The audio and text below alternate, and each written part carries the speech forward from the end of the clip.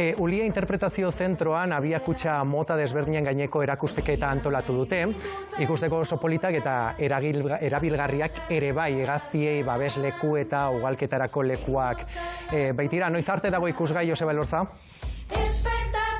Martxoaren 15 bitartean egongo da ikusgai, larunbat eta igandeetan goizeko 11:00 arratsaldeko ordubietara bitartean. Oiana Orkolaga daukagu gurekin, Kristina Nea Fundazioko ingurumen teknikaria da, berak sortu du erakusketa lankide batekin batera. Oiana, egunon? Egunon. Kontatu iguzu, zer da zehazki hemen ikusiko duguna? Hemen jarri nahi izan duguna da kabikutxa mota desberdinak. Animatu nahi dugu jendia ezagutzea kabikutxak eta baita jartzera ere bai, eta orduan mota desberdinak ekarri ditugu. Espezie bakoitzarentzat desberdina daude. Goazen ikustera? Hemen ditugun lehenengo hauek buzoi motakoak dira eta erabilienak dira ikerketan eta baita gure etxetan jartzeko. Kuriositatea daukatena da, zuloaren tamainaren arabera, hegazti mota desberdinak erakarriko ditula. Zulo txikia jartzen baldin badegu, amilotxak bezalako hegaztia sartuko dira, eta geroz eta handiago, hegaztia handiagoak, kaskabeltzak edo. Gero hauek, aurrekaldea irikita daukatenak ja hegazti pixka eta handiagoentzat dira, edo baita isatsa luzeago daukatenentzat erresago sartzen dira, eta baita oso territorialak diranak edo nahi dute ikusi zer gertatzen den kanpoan, orduan kutxa mota honekin erakarriko ditugu adibidez txantxangorriak edo bustanikarak.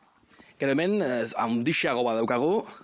Hauek desberdinak dira, hauek jartzen dira hormetan, eta jartzen dira, teilatutik gertu, badira enarentzako kabiak. Adibidez, hau enarazpizuriarentzako da, eta honek simulatzen du teilatua da izango litzatekena, eta jartzen da pegatuta. Eta zulo txontatik sartzen dira.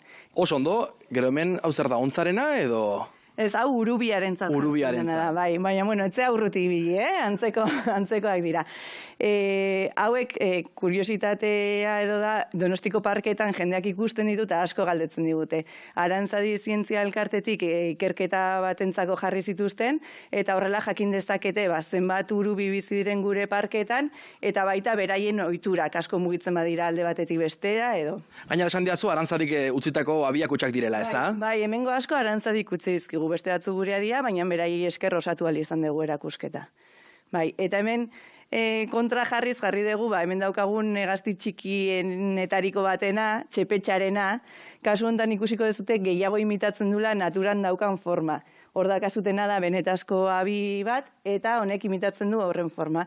Hau jartzen da sasi artean edo zuhaixka artean, hor jartzen bai dute kabia beraiek.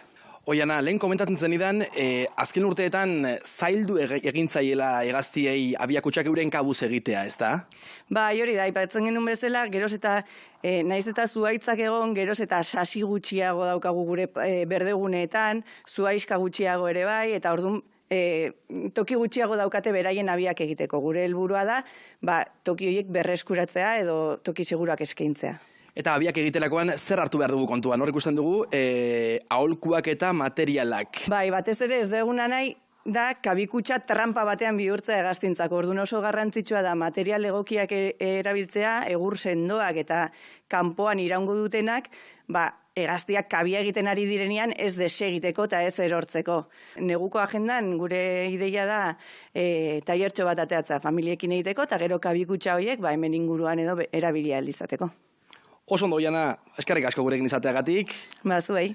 Eta entzun duzu, martxoaren 15 bitartea hemen Ulia Interpretazio Zentro honetan, larunbat eta igandeetan, udazken eta negu osoan zehar, goizeko 11:00 arratsaldeko ordubietara bitartean, hemen erakusketa hau ikusteko aukera.